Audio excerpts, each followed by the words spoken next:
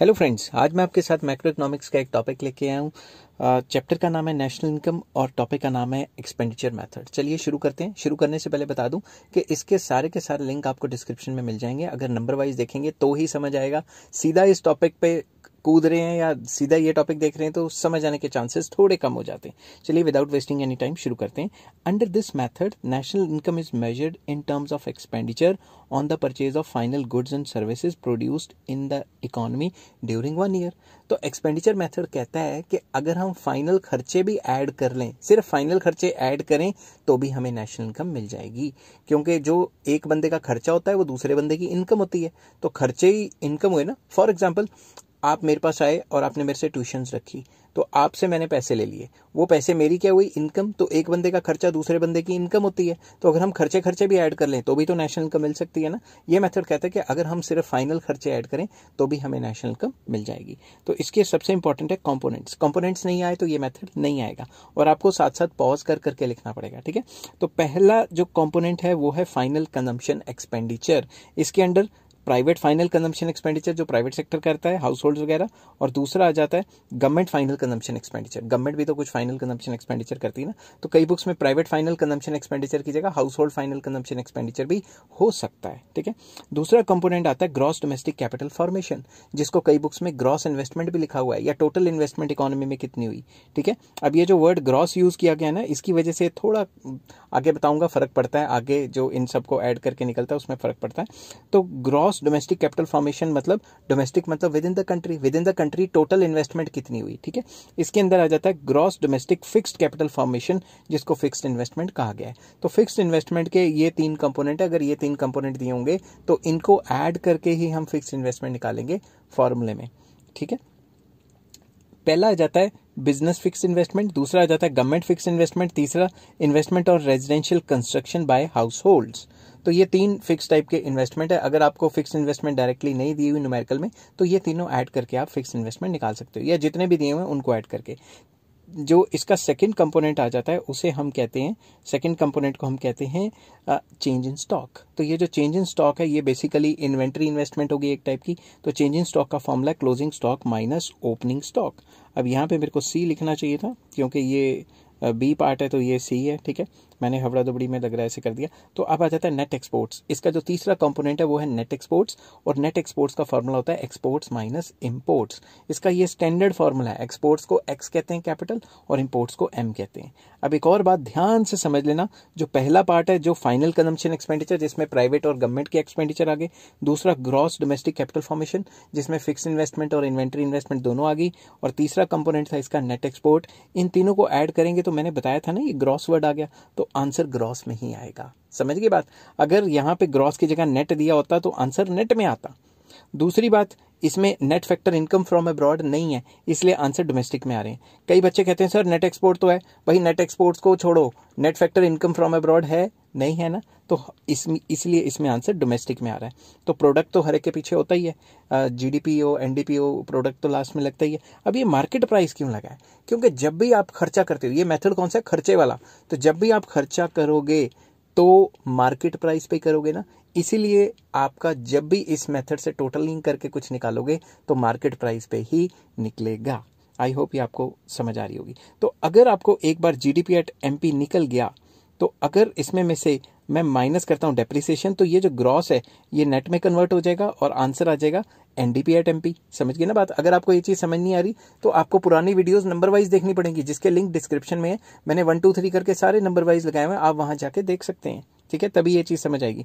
अब ये जो नेट है, नेट डोमेस्टिक प्रोडक्ट है, मुझे इसको नेशनल बनाना है, क्योंकि नेशनल इनकम तो एनएनपी एट एफसी होती है ना। तो डोमेस्टिक की जगह नेशनल लाने के लिए मैंने इसमें प्लस कर दिया net factor income from abroad. तो क्या बन गया ये? नेट नेशनल प्रोडक्ट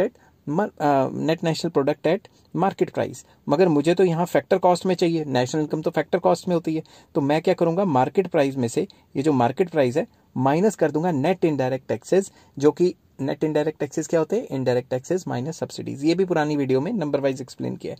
तो अगर मैं इसे माइनस कर दूंगा तो मेरे को जो मिलेगी चीज वो होगी net national product at factor cost, जिसको नेशनल इनकम कहा जाता है। तो इस मेथड को जब हम सॉल्व कर रहे होंगे तो हमारे आगे जीडीपी एट एमपी आएगा, उसको हमने कैसे एनएनपी एट एमपी पे कन्वर्ट करना है वो चीज़ मैंने सारी आपको बताई। अब इस मेथड के कुछ प्रिकॉशंस हैं, वो फॉलो करेंगे तभी हमारा आंसर अच्छे से निकलेगा। तो कई बार इनडायरेक्ट क्वेश्चंस आ जाते हैं कि भाई ये ऐड होता है नेशनल इनकम में, नहीं होता बताओ जी, क्यों नहीं होता ये भी बताओ जी। तो इस टाइप के क्वेश्चन भी आ जाते हैं।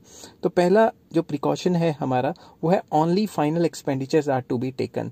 जो फाइनल एक्सपेंडिचर है सिर्फ वही लेने हैं, इंटरमीडिएट एक्सपेंडिचर नहीं लेने। समझ गए बात, ताकि डबल काउंटिंग ना हो। अब ये डबल काउंटिंग क्या होती है वो भी आपको बताऊंगा, आगे पूरी वीडियो है इसके ऊपर एक।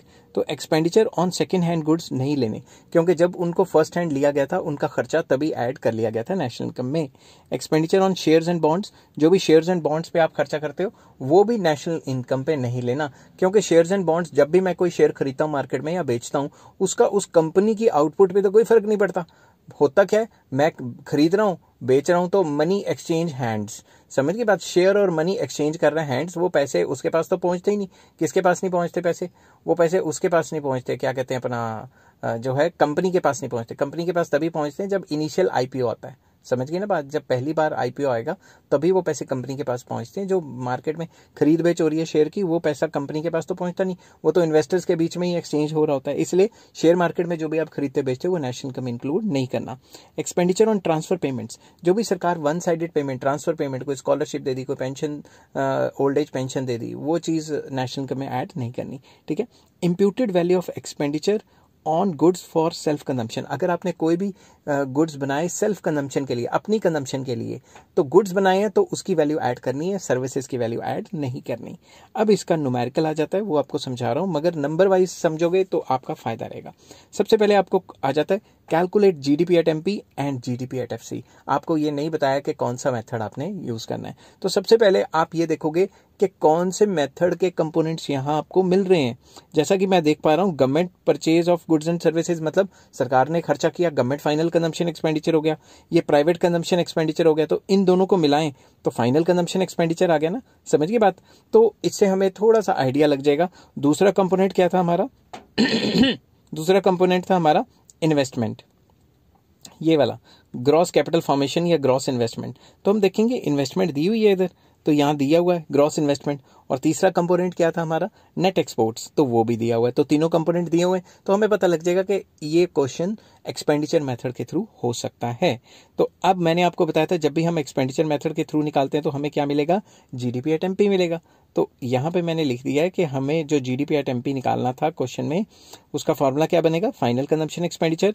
ठीक है, फाइनल कंजम्पशन एक्सपेंडिचर में कौन कौन से आएंगे, private final consumption expenditure, government final consumption expenditure, दूसरा ग्रॉस डोमेस्टिक कैपिटल फॉर्मेशन, और आपको ग्रॉस डोमेस्टिक कैपिटल फॉर्मेशन की जगह ग्रॉस इन्वेस्टमेंट दिया है, वो एक ही बात है।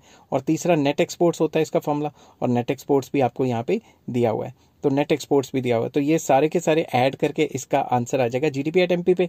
और अगर हमने जीडीपी एट एफसी निकालना है तो ध्यान से देखिए, जो जीडीपी एट एमपी है, जो मार्केट प्राइस है, उसमें में से नेट इनडायरेक्ट टैक्सेस माइनस करेंगे तो निकल जाएगा। तो नेट इनडायरेक्ट टैक्सेस का क्या फॉर्मूला है, इनडायरेक्ट टैक्सेस माइनस सब्सिडीज। तो अगर आप यहाँ देखेंगे तो नेट इनडायरेक्ट टैक्सेस डायरेक्टली ही दिया हुआ है, तो यहाँ पे आप पुट करेंगे वैल्यूज और माइनस कर देंगे तो सीधा ही निकल जाएगा। ये आसान तरीका है अगर आपको फॉर्मूले या कंपोनेंट याद होता है तो। दूसरा एक और क्वेश्चन करते हैं, find NDP at FC, net domestic product at factor cost निकालो। आपको सारे कंपोनेंट दिए हुए हैं, अब आपको देखना है कि ये कंपोनेंट कौन से मेथड के हैं। तो सबसे पहले अगर हम देखते हैं तो इसमें आपको फाइनल कंजम्पशन एक्सपेंडिचर कहीं दिख रहा है, ये दिख रहा है कंजम्पशन एक्सपेंडिचर 20,000 करोड़ भी हो सकता है, रुपीस भी हो सकता है, कुछ भी हो सकता है, मैंने यहाँ यूनिट्स नहीं लिखे। दूसरा कंपोनेंट क्या है, इन्वेस्टमेंट वाला। तो आप देखो इन्वेस्टमेंट है कहीं, एक तो इन्वेंट्री इन्वेस्टमेंट दी हुई है, और एक दी हुई है रेजिडेंशियल कंस्ट्रक्शन, मतलब ये फिक्स्ड इन्वेस्टमेंट, और एक ग्रॉस डोमेस्टिक फिक्स्ड इन्वेस्टमेंट। अब आप ध्यान से सोचो, जो कंपोनेंट था ग्रॉस इन्वेस्टमेंट, उसमें कौन कौन से आते थे, एक आता था फिक्स्ड इन्वेस्टमेंट, एक आता था इन्वेंट्री इन्वेस्टमेंट। ठीक है, फिक्स्ड इन्वेस्टमेंट के 3-4 पार्ट थे, तो फिक्स्ड इन्वेस्टमेंट हमें दी हुई है, और रेजिडेंशियल भी तो फिक्स्ड इन्वेस्टमेंट का पार्ट है ना। तो जब हमें पूरी फिक्स्ड इन्वेस्टमेंट दी है तो उसके पार्ट को क्यों ऐड करना, अगर उसके पार्ट को भी ऐड करेंगे तो डबल काउंटिंग हो जाएगी। तो हम क्या करेंगे, हम रेजिडेंशियल कंस्ट्रक्शन को ऐड नहीं करेंगे, क्योंकि इसका बड़ा लेवल जो ग्रॉस डोमेस्टिक फिक्स्ड इन्वेस्टमेंट है उसी के अंदर ये आ जाता है, इसीलिए तो ये 10,000 है और ये 6,000 है, समझ गए ना बात। तो तीसरा कंपोनेंट था नेट एक्सपोर्ट, वो हमें दिया ही नहीं, तो नहीं दिया तो उसकी जगह 0 ले लो या उसको फॉर्मूले में दिखाओ ही ना। तो ये तीनों के तीनों फॉर्मूले जो मैंने आपको पहले बताए थे, इसको ऐड करके जीडीपी एट एमपी आता है।